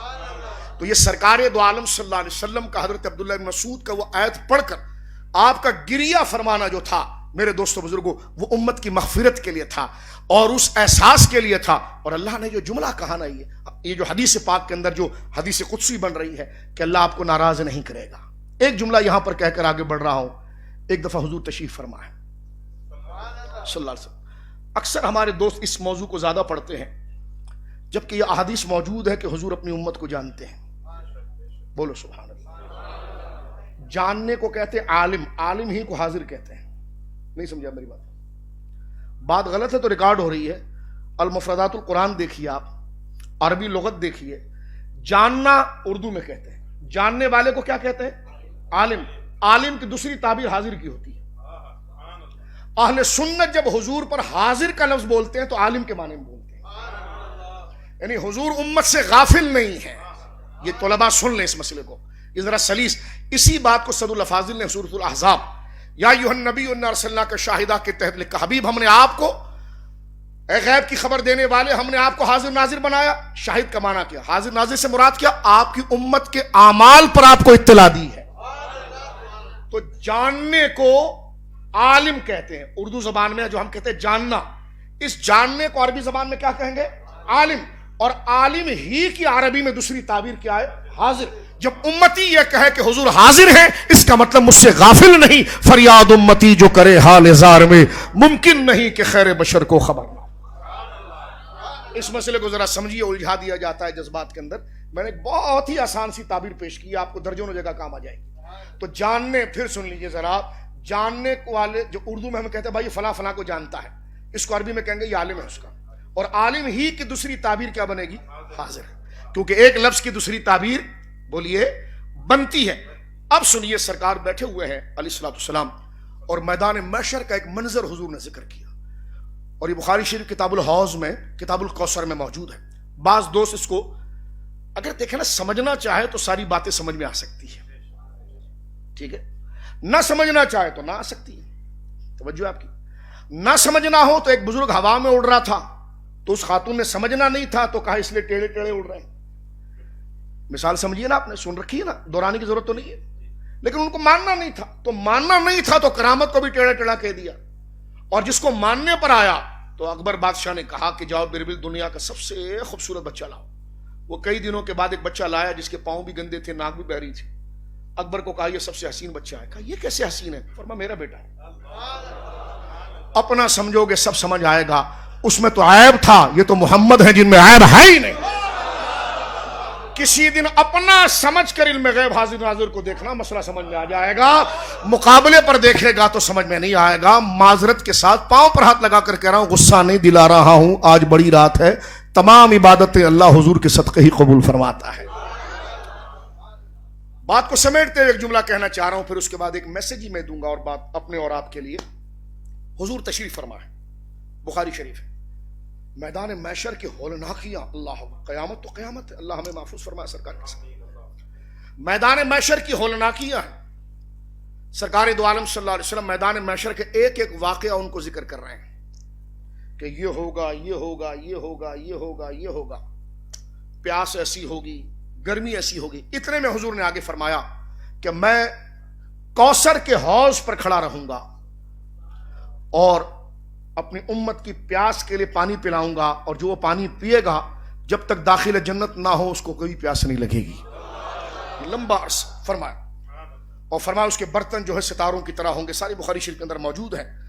اور اس میں حضور نے فرمایا کہ کچھ لوگ میرے پاس آئیں گے، توجہ ذرا، کچھ لوگ میرے پاس آئیں گے۔ آج جو نپٹنے والی بات ہے وہ نپٹا ہی دیتے ہیں۔ کچھ لوگ ہمارے پاس آئیں گے، جب وہ میرے پاس آ کر پانی کے لیے آئیں گے تو میں ان کو دینا چاہوں گا، تو رب فرمائے گا حبیب نہیں، ان کو نہیں دینا۔ وما تدری ما احدث بعدک، حبیب آپ محض اپنی عقل اور معیار سے اس بات کو نہیں جانتے کہ انہوں نے آپ کے بعد امت میں کیا کیا تھا۔ یہ لبادہ تو اچھوں کا اڑ کر آ رہے ہیں، توجہ ہے، لیکن یہ آپ کے نہیں ہیں۔ سرکار کہیں گے سحقن سحقن، دور ہو جاؤ، دور ہو جاؤ، اور حضور ان کو دور کر دیں گے۔ کئی بات اس پر ہو سکتی ہے، وقت نہیں، کچھ لوگوں کا ذہن ذرا نازک ہے، تو میں ان تمام ڈیپ کی باتوں کو چھوڑ کر موٹی بات کر دیتا ہوں۔ ایک دوست کہنے لگا کہ آپ تو کہہ رہے تھے وہ کیف کہ حضور علیہ الصلوۃ والسلام سب کو جانتے ہیں، تو یہاں تو حدیث میں موجود ہے۔ میں نے کہا آپ نے میری تقریر شاید نہیں سنی، میں نے سورہ نساء کی آیت پڑھی تھی، فَكَيْفَ إِذَا جِئْنَا مِنْ كُلِّ أُمَّةٍ بِشَهِيدٍ۔ میں نہیں کہہ رہا، قرآن کہہ رہا، حبیب ہر امت کے اوپر ایک گواہ بنا کر ہم لائیں گے، اور آپ کو ان پر گواہ بنا کر لائیں گے۔ کہا حدیث میں تو یہ آیا ہے، تو میں نے کہا سمجھنے کی میں اور آپ کوشش نہ کریں اس کو۔ ڈرائنگ روم میں بیٹھ جائیں، چائے کی پیالی لینے بیٹھ جائیں دوستوں کے ساتھ، سمجھنے کی کوشش کریں، اپنا سمجھ کر سمجھنے کی کوشش۔ فوراً ابھی پڑھی نہیں روایت اور سوال کھڑا کر دیا، تو میں نے کہا ایسی جذباتیت نہیں ہونی چاہیے۔ ایسے تو کئی معاملات سوشل میڈیا پر چل رہے ہیں اور آپ اپنے لوگوں کی 10 تعبیریں کر رہے ہیں، تو میں نے کہا حضور سید عالم کے معاملے کے فوراً ایسا، تو آپ سامنے کون بندہ ہے اس کو چھوڑیے، لیکن ذکر ذات مصطفیٰ کر اس پر غور کیجئے، جن کے لیے جبریل کو بھول کے بھیج کر راضی کیا جاتا ہے۔ رونا نہیں حبیب، ہم تجھے تیری امت کے بارے میں راضی کریں گے، ناراض نہیں کریں گے۔ جس کے اس قدر ناز اور مقام بارگاہ الہی کے اندر ہے، ایک حدیث پڑھ کر فوراً نتیجہ نکال دیا جائے۔ کہنے لگے کہنا کیا چاہتے ہو؟ میں نے کہا آپ کیا کہنا چاہتے ہیں؟ وہ کہنے لگے کہنا یہ چاہتے ہیں کہ حضور جانتے نہیں، حضور جانتے نہیں۔ میں نے کہا یہ تو تصویر کا ایک رخ ہے، یہی بات 8 سے 10 جگہ پر ذکر کی گئی ہے۔ کہنے لگے ہاں۔ میں نے کہا تمام ٹیکسٹ اور تمام کتابیں سامنے رکھیں، اسی مضمون کو 10 جگہ ذکر کیا گیا ہے، اور ان 10 جگہ کہیں مختصر کہیں زیادہ، اس کو ایک جگہ کر کے پھر نتیجہ نکالیے۔ کہنے لگے کہنا کیا چاہتے ہیں؟ میں نے کہا کہنا یہ چاہتا ہوں کہ البدایہ کے اندر روایت موجود ہے، جب حضور یہ حدیث پڑھ رہے تھے تو حضرت ابو دردہ ساتھ بیٹھے ہوئے تھے۔ سنیے، ابو دردہ رونے لگے، کہنے لگے یا رسول اللہ صلی اللہ علیہ وسلم دعا کیجئے میں ان میں سے نہ ہو جاؤں جو حوض پر آپ کے جام سے محروم رہے۔ تو سرکار نے یہ نہیں کہا ہاں ہاں میں اب رب سے کہتا ہوں، بلکہ حدیث میں ہے، سرکار نے دیکھ کر فرمایا کیسی دعا، انک لست منہم، تو ان میں ہے کم۔ میں نے کہا کیا یہ جملہ تشریفی نہیں کر دیتا کہ فریاد امتی جو کرے حال زار میں، ممکن نہیں کہ خیر بشر کو خبر نہ ہو۔ لہٰذا میرے دوستو بزرگو، یہ جو رات ہے خلاصہ ان تمام گفتگو کا لکھا، یہ صرف حضور کی عظمت اور شان کو بحال رکھنے کے لیے اللہ رب العالمین نے اس امت کو عطا فرمایا۔ اور ایک جملہ میں پیش کر دیتا ہوں، وقت بہت تیزی سے گزر گیا اور مکمل بھی ہو گیا۔ وہ جملہ یہ ہے کہ آج کی رات ہمیں کیا سکھاتی ہے؟ لیلۃ القدر کا مقصد کیا ہے؟ لیلۃ القدر کا مقصد ہے کہ ان بشارتوں کو بڑے درد دل سے میں تمام بھائیوں کی خدمت میں مؤدبانہ عرض کروں گا، نوجوان بچوں کو جو اسکول کالج یونیورسٹیوں کے ہیں، اور میرے بھائی ہیں اور مجھ جیسے جو عام لوگ بیٹھے ہیں۔ اس محفل کا مقصد کیا ہے؟ ان بشارتوں کو سن لینا، 1000 مہینوں سے زیادہ عبادت کے لائق۔ کیا مطلب ہے؟ مطلب یہ ہے کہ منزل ملی نہیں، منزل شروع ہوئی ہے۔ میں اور آپ اس بشارت کو سن کر سمجھتے ہم جنتی ہو گئے، منزل شروع ہوئی ہے۔ یہ عبادت، یہ ذوق، یہ بشارات دین کے بنیادی فرائض کے لیے ہمیں موٹیویٹ کریں. یہ بشارت اس لیے ہے کہ پھر ہماری نمازیں نہ چھوٹیں. یہ بشارت اس لیے ہے کہ ہمارے حقوق تلف نہ ہو. یہ بشارت اس لیے ہے کہ ہم نماز کے ساتھ ساتھ عبادات کے ساتھ ساتھ سوسائٹی کے اندر ایک اچھے بااخلاق مسلمان بن کر پیش آئیں. ورنہ ان بشارتوں کا پھر حاصل کیا ہے؟ یہ نوازا اس لیے گیا ہے تاکہ اس خوشخبری کو لے کر آپ عبادت کی طرف روانہ ہو جائیں. لیکن ہوتا کیا ہے؟ کچا ہمارا ذہن ہوتا. بشارت سمجھ کے ہم سمجھتے ہیں کہ بس ایک لیلۃ القدر کر لی ہم بخش دیے گئے. بالکل بخش دیے گئے. لیکن نیکی کسی ایک فرد کا نام نہیں ہے, ایک شک کا نام نہیں ہے. نیکی کا پورا ایک نصاب ہے جس کو میں اور آپ اکثر سورۃ البقرہ کی آیت نمبر 177 سے سمجھتے ہیں کہ عقیدہ بھی اچھا ہو, عبادت بھی مکمل ہو, اور لوگوں کے ساتھ رویے سوسائٹی کے اندر ان کے حق کے ساتھ موجود ہو. جب یہ تینوں چیزیں ملتی ہیں تو نیکی بنتی ہے. پھر لیلۃ القدر کمال کے لیے مولانا اتنی بشارتیں آپ نے کیوں سنائی؟ اس لیے سنائی کہ سچ بولنے کی توانائی ہمیں مل جائے. ہائے ہائے, یہ بشارتیں کیوں سنائی؟ تاکہ ہماری آنکھیں شرم والی ہو جائیں. یہ بشارتیں کیوں سنائی؟ تاکہ دل بغض سے خالی ہو جائے. اور یہ بشارتیں کیوں سنائی؟ تاکہ پورے تولنے والے ہو جائیں. یہ بشارتیں کیوں سنائی؟ بے حیائی, بے شرمی, تکبر, نفاق, بے حیائی ہم سے نکل جائے. یہ بشارتیں کیوں سنائی؟ تاکہ مکمل اللہ کے ہو جائیں, جیسا ظاہر ہے جیسا باطن ہے. یہ محفلیں ہمیں غافل کرنے کے لیے نہیں, رب کی طرف بڑھانے کے لیے.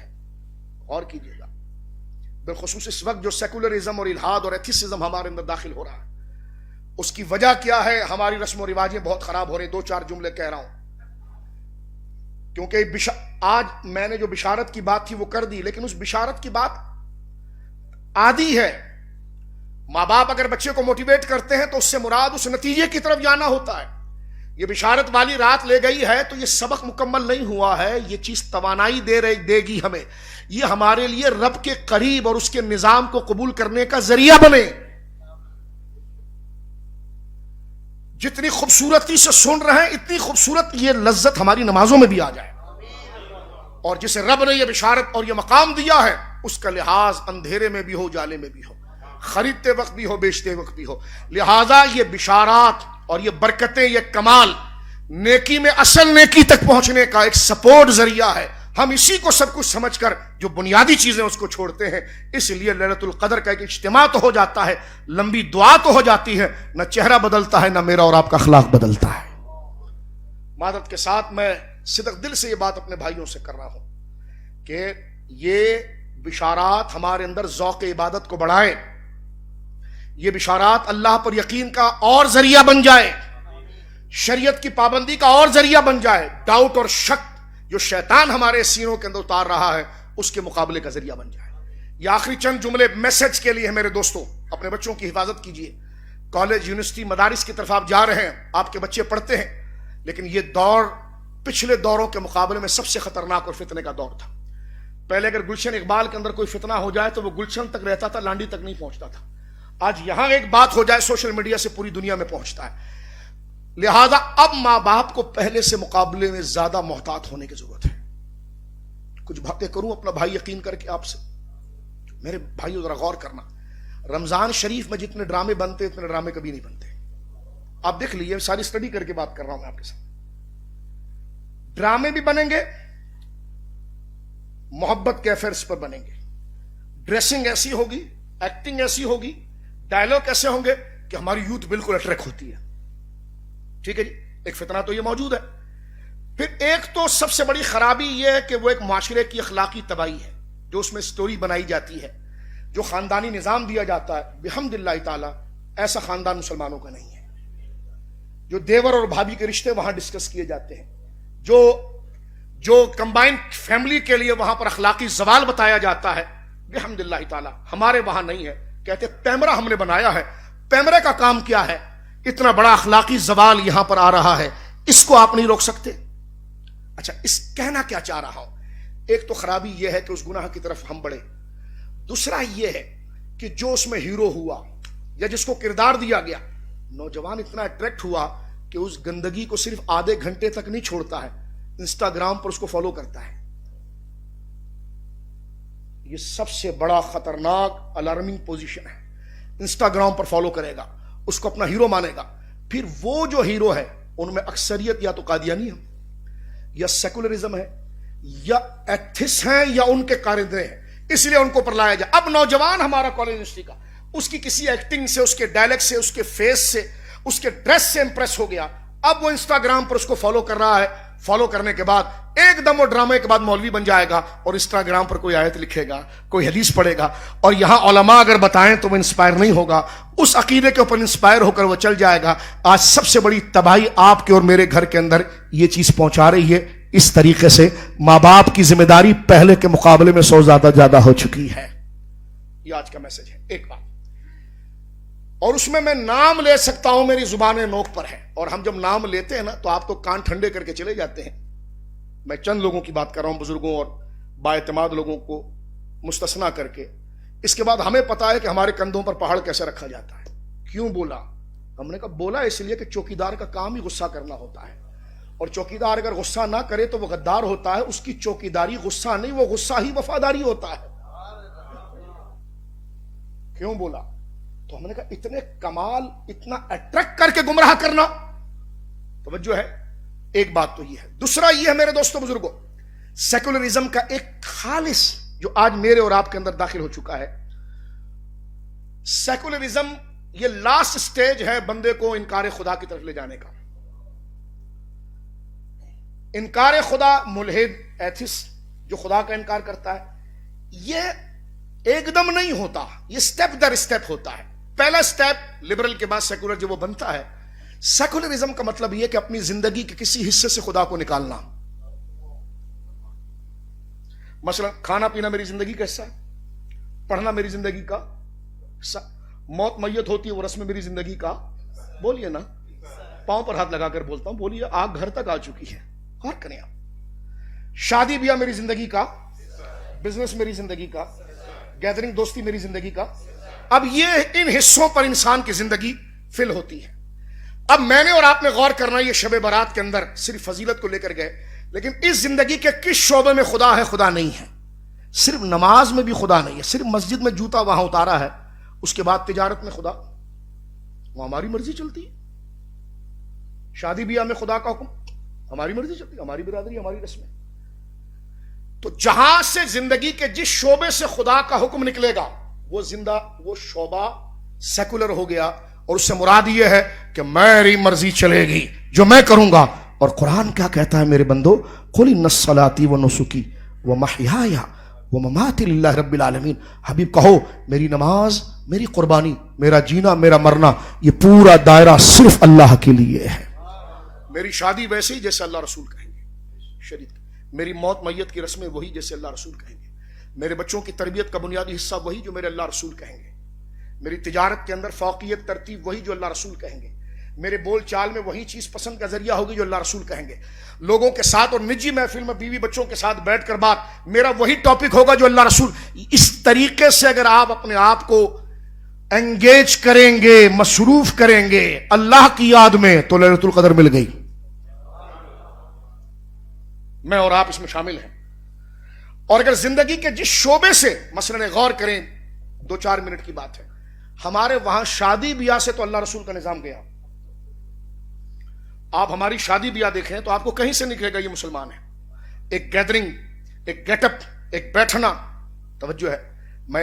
میں ایک جگہ گیا نکاح پڑھانے کے لیے، تو ایک چھوٹی سی بچی سامنے تھی، اس کے یہ ہاتھ پورے نظر آ رہے تھے، پیٹ نظر آ رہا تھا۔ تو میں نے نام سنا، میں نے اس کے باپ سے کہا کہ نام کیا ہے؟ تو اتنی بزرگ اور نیک خاتون کا نام تھا کہ مجھے نام لیتے ہوئے ڈر لگتا ہے۔ تو میں نے کہا لباس کیسے پہنایا آپ نے؟ جن کا پہنایا ان کا نام کیوں نہیں رکھا؟ نہیں سمجھے؟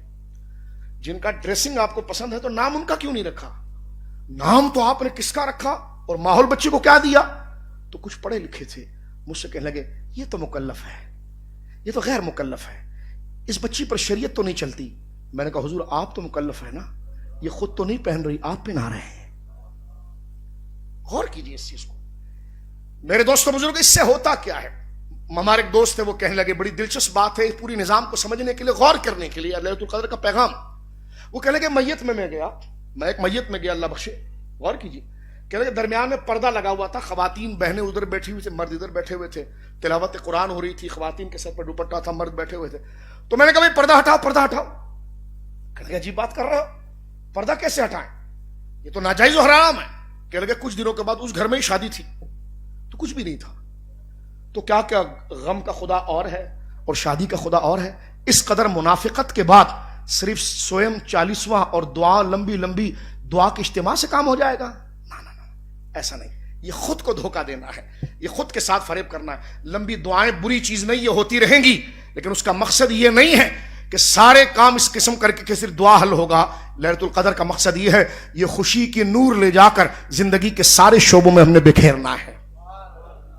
اللہ کی یاد کے لیے ہم نے بکھیرنا ہے. بات یہاں پر یہ آخری جملوں کی فہرستوں میں سے کہ یہ ہے, جب میری اور آپ کی زندگی کے کسی بھی شعبے سے اللہ کی شریعت نکلی نا, تو اتنے تو میں اور آپ سیکولر ہوئے. جہاں سے العیاذ باللہ, یہ بڑے غور کی بات, یعنی ہم خدا سے غافل ہو کر ہم جس کو تانا دے رہے ہیں کہ میرا جسم میری مرضی, تو آپ نے شادی بھی تو ایسی کی, صرف اس سلوگان کو کیوں گالی دے رہے ہیں, اس بات کو کیوں برا کر رہے ہیں؟ آپ اپنے گھر کی ڈریسنگ دیکھیں, اپنی شادی بیاہ کی رسمیں دیکھیں, رواج دیکھیں. توجہ ہے. اس کا خطرہ کیا ہے مولانا صاحب؟ میں نے کہا خطرہ یہ کہ زندگی کے ایک شعبے سے خدا نکلے گا تو دوسرے سے بھی ہم نکالیں گے, تیسرے سے نکالیں گے, چوتھے سے, اور حل کیا ہے؟ بندہ ملحد ہوگا اور کہے گا میری زندگی میں خدا ہے نہیں, میں خود ہی ہوں. وہ الحاد پر جو بندہ پہنچتا ہے وہ یہاں سے پہنچتا ہے. ماں باپ کی بڑی شدید ذمہ داری ہے اپنے بچوں کو لاڑ پیار یاری کر کے ان کو سمجھایا جائے. کہتے ہیں یاری کیسے کر سکتے؟ میں نے کہا اسی طرح یاری کرو کہ جب وہ کراؤلنگ کرتا تھا آپ نے اس کو چولہے کے قریب جانے سے روکا, چھری سے قریب روکا, آگ سے قریب روکا. آج بھی وہ اسی نادانی کے شعور کے اندر ہے. ماں باپ کی ذمہ داری ہے مار پیٹ گالی گلوچ کے بغیر لاڑ پیار یاری کر کے ان کو ماحول پہنچا کر, ایسے مبارک ماحول کے اندر قرآن و سنت کے قریب لا کر, رسول اللہ کے قریب لا کر ان کو صحیح روشنی صحیح اجالا بتایا جائے, تاکہ جو مصنوعی آرٹیفیشل اجالا ہے ان کو پتا چلے کہ یہ زہر قاتل ہے, کہ یہ شہد دکھا رہا ہے اور زہر پلا رہا ہے. یہ بہت ضروری چیز ہے میرے دوستو بزرگوں.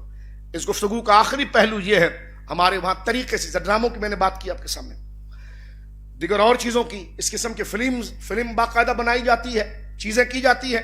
اور مسلمان وہ ہے کہ جو کلمہ شریف پڑھ لیتا ہے تو وہ نبی کے نام سے پہچانا جاتا ہے, اس کی پسند بھی نبی کی اور اس کی نفرت بھی نبی کی وجہ سے. یہ چیزیں ہیں. اگر یہ چیزیں نہ ہو تو بالکل سکون سے جائیے. لیلۃ القدر کسی کام کی نہیں, کیونکہ لیلۃ القدر وہ ہوئی نہیں. لیلۃ القدر کا معنی صرف محض رات نہیں ہے, اس رات کے اندر اس پیغام, اس احساس اور اس حیا کو قبول کرنا ہے. میرے دوستو بزرگوں, ہمارے وہاں سماجی کام کا ایک بہت بڑا رواج ہے اور ہونا چاہیے. کتنے اچھے لوگ ہیں جو غریب کو کھانا کھلائیں, دل سے دعا نکلتی ہے.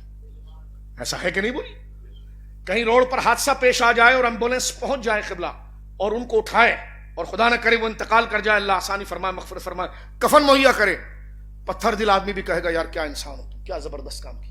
ان کو نہیں, ان کی بھی تعریف کرے گا جو پیچھے سے ان کو رسد مہیا کر رہے ہیں چندے کی صورت میں. وہ کہے گا کتنے نیک لوگ ہیں.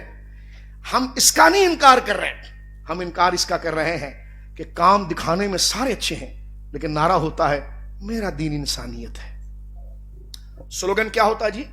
میرا دین, میرا دین. میں کہا نہیں حضرت صاحب, دین انسانیت نہیں ہوتا, دین اسلام ہوتا ہے. جب میں اپنی سیاسی جماعت کے علاوہ کسی نام کو اپنے اوپر برداشت نہیں کرتا تو ہائے حیا آئی تو دنیا والوں کی آئی, رب کے لیے نہیں آئی. میرا تعارف انسانیت نہیں, میرا تعارف اسلام سے ہے, اور اسلام ہے جو دین کے سارے دستور سکھاتا ہے, انسانیت کے حقوق سکھاتا ہے. ایک بندے مجھ سے الجھ گئے, کہنے لگے اس میں کیا حرج ہے مولانا صاحب, اگر یہ کہا جائے کہ دین میرا اسلام ہے اور دین انسانیت ہے, اس میں حرج کیا ہے؟ میں نے کہا حرج اس میں یہ ہے کہ دین انسانیت کا مطلب یہ ہے کہ جو اچھا لگے گا میری زندگی کے اندر, جو مجھے پسند آئے گا وہ میں کروں گا, اور دین اسلام کا مطلب یہ ہے کہ میری زندگی اسی قانون میں چلے گی جو اللہ رسول کو پسند ہے. یہ بنیادی فرق ہے, اور یہ لبرل اور سیکولرزم کا پہلا زہر. دیکھو اٹریکشن کتنی, میرا دین انسانیت, کیسا للچایا ہوا سلوگن ہے, لیکن وہ دکھ کر کہاں پر لے جانا چاہ رہا ہے. اور بھائی اسلام کے سے بھی بڑا کوئی انسانیت کا خادم ہے کیا؟ اسلام لکھنے کے بعد کوئی کمی رہ گئی کہ انسانیت کو لکھا جائے؟ اسلام وہ جو محیط ہے, جو انسان تو انسان, جانور بے جانوں تک کے حقوق کو بیان کرتا ہے. میرا دین اسلام ہے, میرا دین انسانیت نہیں, دین اسلام, دین. اس میں ایک بات سنیے, میں نے ایک دفعہ ان سے بات کی, میں نے کہا یہ جو اتنی ایمبولینسیں آ گئی, اور اس پر غور کیجئے گا, یہ میں نے آج کی رات یہ موضوع کیوں چھڑا ہے. کیونکہ ہم بڑے درد دل سے اللہ کے لیے آئے ہیں، تو پھر اللہ والے بن کر یہاں سے یہ کہنے کا مقصد ہے۔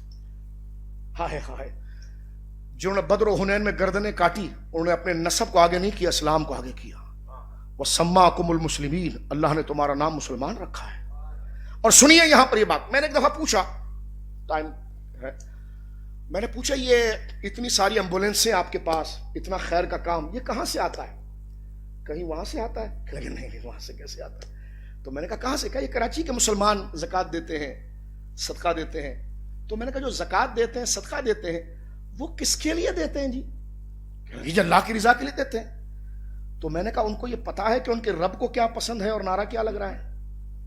ان کے رب کو تو یہ پسند ہے، سورہ المائدہ میں الیوم اکملت لکم دینکم واتممت علیکم نعمتی ورضیت لکم الاسلام دینا۔ ان کا رب تو یہ کہتا ہے کہ محبوب آج ہم نے آپ کے دین کو آپ پر مکمل کر دیا، واتممت علیکم نعمتی، اپنی نعمتیں آپ پر کمال کر دی، ورضیت لکم الاسلام دینا، اور اللہ جس دستور اور کلچر سے آپ پر راضی ہوا ہے اس دین کا نام ہے اسلام۔ اس دین کا کیا نام ہے؟ بولیے، اس دین کا کیا نام ہے؟ اسلام۔ اور اسلام سورہ المومنون کی 10 آیتوں کے اندر موجود ہے۔ میں 3-4 باتیں یہاں پر عرض کروں گا، میں اور آپ اپنے ذہن میں بٹھائیں۔ سورۃ البقرہ آیت نمبر 177، چند دن رہ گئے ہیں رمضان میں، یہ وعدہ کریں میں اور آپ قرآن کھول کر یہ آیت پڑھیں گے۔ میں سورت کی بات نہیں کر رہا، میں آیت کی بات کر رہا ہوں۔ 3 لائنوں کی آیت ہے۔ کتنی بولیے؟ اتنی زندگی بھی نہیں ملی کبھی قرآن کو سمجھے۔ ارے مولانا صاحب قرآن بہت مکمل ہے، کوئی آسان؟ میں نے کہا اس ایک آیت میں پورا قرآن ہے۔ یہ ریکارڈنگ ہو رہی ہے، علماء بیٹھے ہیں۔ اس ایک آیت میں میں کیسے بتاؤں آپ کو؟ اس ایک آیت میں سارا دین ہے، اور وہ آیت نمبر 177 پارہ نمبر 2 سورۃ البقرہ، لیس البر ان تولوا وجوہکم قبل المشرق قبل المغرب۔ اس آیت کو گھر جا کر پڑھیے، ترجمہ کنز الایمان دیکھیے، حاشیے پر غور کیجئے، اور دیکھیے کہ قرآن کس کو نیکی کر رہا ہے اور ہم کس کو نیکی سمجھ رہے ہیں۔ یہود کا ایک طریقہ تھا کہ وہ نیکی کے نصاب میں سے ایک نیکی کر لیتے تھے اور 9 سے فارغ۔ آج میں بھی اور حاجی کر رہا، ہم اچھے نمازی ہو گئے، لیکن جھوٹ بھی چل رہا ہے، مس کمٹمنٹ بھی چل رہی ہے، جعلی چیک بھی چل رہے ہیں، فراڈ بھی چل رہا ہے۔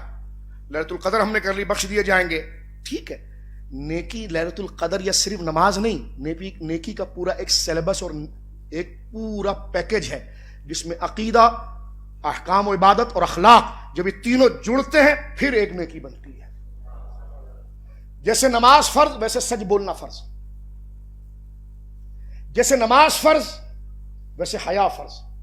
کبھی ہم نے غور نہیں کیا میرے دوستوں بزرگوں۔ تو اس آیت کریمہ کی طرف توجہ مجھے اور آپ کو کرنی ہے۔ لیلۃ القدر کا پیغام ہے میرے اور آپ کو سنجیدہ، اگر اپنے آپ کو شریعت کے دائرے میں نہیں لائیں گے، الحاد سامنے کھڑا ہوا ہے۔ اپنے آپ کو یہاں مصروف نہیں کریں گے، وہ شکار کر لے گا۔ ہائے میں تمہارے پاؤں پر ہاتھ رکھتا ہوں، غور کرو ماں باپ غور کریں۔ اگر اپنے بچے کو اس قانون اور خود کو اس قانون میں مصروف نہیں کیا، دوسرا حملہ کر لے گا، کیونکہ دنیا چلنے کا نام ہے۔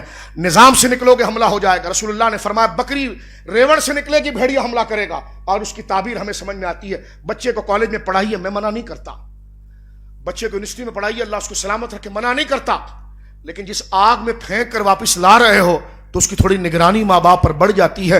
مستقبل کی امیدیں تو اس کے مستقبل کی رکھی ہے، لیکن اصل مستقبل آپ کا خاندان، آپ کے ماں باپ کا ایمان، آپ کے نسل، آپ کے ذوق عبادت اور رسول اللہ کی غلامی ہے۔ کلکم راعٍ وکلکم مسئول عن رعیتہ۔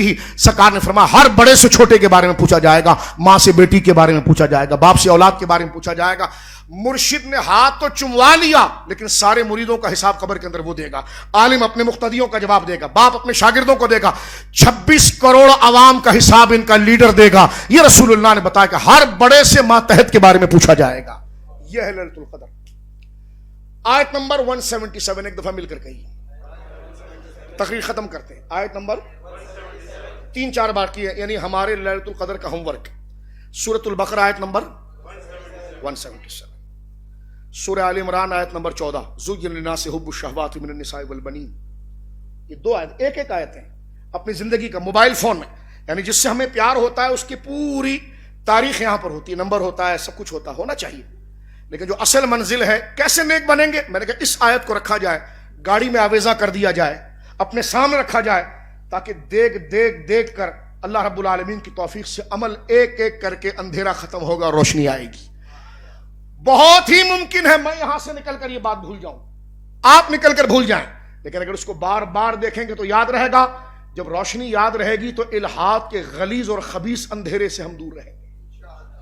یہ سمجھ لیجیے، ڈرامہ آپ کے قریب ہے، سیاست آپ کے قریب ہے، ایڈ آپ کے قریب ہے، ماحول آپ کے قریب ہے، سیاست آپ کے قریب ہے، مقصد صرف یہ ہے کہ اسلام کے خلاف۔ اور ہم سے کہتے تم بڑے سخت ملا کر رہے ہو۔ میں نے کہا چور میرے گھر گھس آئے اور میں اپنے خزانوں کو بچانے کی کوشش کروں تو یہ تو میرا حق تھا، بڑے سخت ملا ہو گئے آپ۔ میں نے کہا ملا کہاں سخت ہوا، ہم نے تو آپ پر کوئی ہاتھ نہیں ڈالا، چوری تو آپ ہماری کر رہے ہیں، تو ہم اپنے بچوں کو نہیں بلائیں تو کریں کیا؟ کیا علم یہی ہے کہ نماز پڑھا کر چھوڑ دیا جائے؟ امام سے پوچھا جائے گا جس کے پیچھے لوگ کھڑے ہیں، پیر سے پوچھا جائے گا جس کے پیچھے لوگ کھڑے ہیں کہ اس نے وقت کی نبض پر ہاتھ کیوں نہیں لگا، کس طریقے سے بہکائے سے اور پھیر سے رسول اللہ کے دین کو بھیڑیے نوچ رہے تھے، اس نے صرف اپنے اسلام آباد کے تعلقات کو بحال رکھا۔ یہ پوچھا جائے گا، طریقے سے بات کی جائے، لیکن اپنی جو انفارمیشن ہے وہ بتائی جائے۔ توجہ ہے آپ کی؟ ہمارے وہاں پاکستان میں یہاں پر بھی سندھ میں انٹرفیتھ کانفرنس ہوتی ہے، انٹرفیتھ کانفرنس، یہودی بھی ہوگا، عیسائی بھی ہوگا، مسلمان بھی ہوگا۔ توجہ ہے؟ کچھ جاگ رہے ہیں اور کر رہے ہیں؟ ہندو بھی ہوگا۔ ہمارے وہاں سیاسی جماعت کرتی ہے انٹرفیتھ کانفرنس، ہم اس کے خلاف نہیں کرنا چاہیے، لیکن تقریر کیا ہوتی ہے؟ 20 کے 20 لوگ آئیں گے، اسلام ہندوؤں کے یہ حقوق بتاتا ہے، اسلام یہودیوں کے یہ حقوق بتاتا ہے، اسلام عیسائیوں کے یہ حقوق بتاتا ہے، اسلام سکھوں کے یہ حقوق بتاتا ہے۔ میں نے کہا اسلام کیا ہوتا ہے پہلے یہ تو بتا دیں۔ نہیں سمجھا؟ نہ توحید کا ذکر، نہ رسول اللہ کی شریعت کا ذکر، ڈائریکٹ ایک طرفہ ٹریفک چلانا۔ اسلام ہندوؤں کے یہ حقوق بیان کرتا ہے، نہیں اسلام اپنا کیا حق بیان کرتا مولانا؟ کیونکہ کانفرنس تو انٹرفیتھ تھی نا، ہر بندہ الگ الگ جگہ پر مستقل تھا۔ میں اور آپ اگر بزنس میں پارٹنر ہو جائے تو آپ ہیں، میں آپ ہوں، یہ تو نہیں ہو سکتا کہ میں آپ اپنا ہی ذکر کرتا رہیں، تو میرا تعارف کہاں جائے گا؟ اگر انٹرفیتھ کانفرنس ہے تو یہ ہندو کی تعریف میں تھی، یہودی کی تعریف میں تھی، یا اس میں اسلام بھی تھا، تو یقیناً ہندو کے اقلیت کے جو حکم ہے وہ بیان کیا جائے، ہم کرتے ہیں، لیکن خود اسلام کا انٹروڈکشن، اس کی آئیڈینٹی، اس کی شناخت وہ کہاں ہے؟ غور کیجئے گا۔ لیکن سلوگن کتنا اچھا ہے، انٹرفیتھ کانفرنس۔ وزیر تعلیم شرکت کریں گے، صدارت کریں گے، نئی بات ہوگی تو اسلام پر نہیں ہوگی۔ توجہ ہے؟ اس لیے وزیر اعلیٰ جا کر سندھ میں اگر مندر کے آگے گھنٹے بھی بجا دے، ایک آواز نہیں اٹھے گی۔ باقاعدہ آپ کا وزیر اعلیٰ مندر میں جا کر پوجا کر رہا ہے، میں نے کہا یہ انٹرفیتھ نہیں ہے۔ ہندو کا حق، غیر مسلم کا حق شریعت نے رکھا ہے، لیکن اسلام کو ذبح کرنے کے بعد نہیں رکھا۔ یعنی جب آپ نے شرک کر لیا تو پھر کیا ہندو کے حقوق؟ آپ تو ادھر ہی چلے گئے۔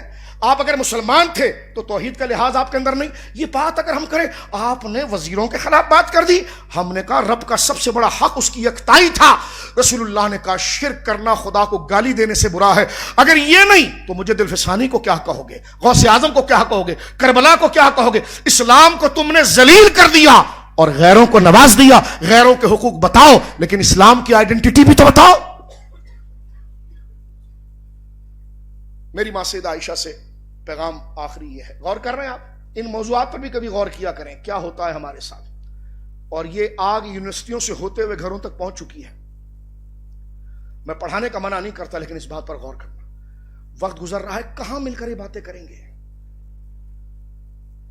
کوئی سیاسی جماعت نہیں بنانا چاہ رہے ہیں، مسئلہ یہ کہ ان لیلۃ القدروں کا حاصل کیا ہے؟ کیوں لمبی دعائیں کر رہے ہیں آپ؟ کیوں قرآن پڑھ رہے ہیں؟ آئیے پیغام کے لیے ایک آخری 1 سے 2 منٹ کی بات۔ میری ماں سیدہ عائشہ سے کسی نے کہا حضور کا اخلاق کیا تھا، حضور کی طبیعت کیا تھی، حضور کا اخلاق کیا تھا؟ میری ماں نے کہا خلقہ قرآن، حضور کا اخلاق قرآن تھا۔ عموماً یہ حدیث آدھی پڑھی جاتی ہے، میں ذرا پوری پڑھ دوں آپ کے سامنے اور تقریر ختم۔ سیدہ عائشہ کہتی ہیں حضور کی طبیعت، بخاری شریف کی حدیث ہے، میری ماں نے سورہ المومنون کی 10 آیتیں پڑھی، فرمایا حضور ایسے تھے۔ سورہ بقرہ 177، سورہ آل عمران آیت نمبر 14، سورہ المومنون میرے سامنے ہے پارہ نمبر 18، اور اس کی 1 سے لے کر 10 آیات اور 11ویں میں اس کا رزلٹ۔ حضور کیسے تھے؟ میری ماں سیدہ عائشہ کہتی ہیں حضور ایسے تھے۔ ترجمہ سنیے، بات ختم۔ اعوذ باللہ من الشیطان الرجیم قد افلح المؤمنون، بے شک مراد کو پہنچ گئے مسلمان، کون؟ الذین هم فی صلاتہم خاشعون، جو اپنی نمازوں میں گڑ گڑاتے ہیں اللہ کے خوف سے، والذین هم عن اللغو معرضون، جو کسی بے ہدا بات کی طرف نہ جاتے ہیں نہ اپنی زبان سے بولتے ہیں، الا فرما والذین هم للزکاة فاعلون، اور وہ زکوٰۃ دینے کا کام کرتے ہیں، والذین هم لفروجہم حافظون، اور وہ اپنی شرمگاہوں کی حفاظت کرتے ہیں، الا علی ازواجہم او ما ملکت ایمانہم، لیکن رب نے جو کشش دل میں رکھی ہے، طبیعت میں رکھی ہے، اس کی تکمیل اپنی بیویوں سے اور اپنی باندیوں سے کرتے ہیں، فإنہم غیر ملومین، اور وہ اس پر کوئی ملامت نہیں، فمن ابتغى وراء ذلک، جس نے اپنی شہوات کو اس کے علاوہ پورا کیا، فاولئک هم العادون، اس نے حد کو تجاوز کر دیا، والذین هم لاماناتهم وعہدهم راعون، اور جو اپنی امانتوں اور اپنے عہد کی رعایت کرتے ہیں، والذین هم علی صلاتهم یحافظون، اور جو اپنے نمازوں کی نگہبانی رکھتے ہیں، اللہ اولئک هم الوارثون، اور یہی لوگ تو وارث ہیں، کس کے؟ الذین یرثون الفردوس، یہ جنت الفردوس کے وارث ہے، ہم فیہا خالدون، یہ اس میں ہمیشہ رہیں گے۔ اللہ رب العالمین ہمیں قرآن کے قریب لائے، اس فتنے سے بچائے جو آگ ہمارے قریب ہے۔ یا اللہ اس رات میں گڑ گڑانا ہمارا کام تھا، بولنا ہمارا کام تھا، ہمارے جس طرح تو نے ہمارے ماں باپ کو بچا لیا فتنوں سے، اس طرح ہمیں اور ہمارے بچوں کو بھی مولا کریم اس فتنوں سے بچا، اور آج کی اس نشست کو اللہ میرے لیے اور آپ کے لیے تبدیلی، خیر اور اسلام مسلمان ہم ہیں اپنی شناخت کو سمجھنے کی توفیق دے۔ وآخر دعوایا ان الحمدللہ۔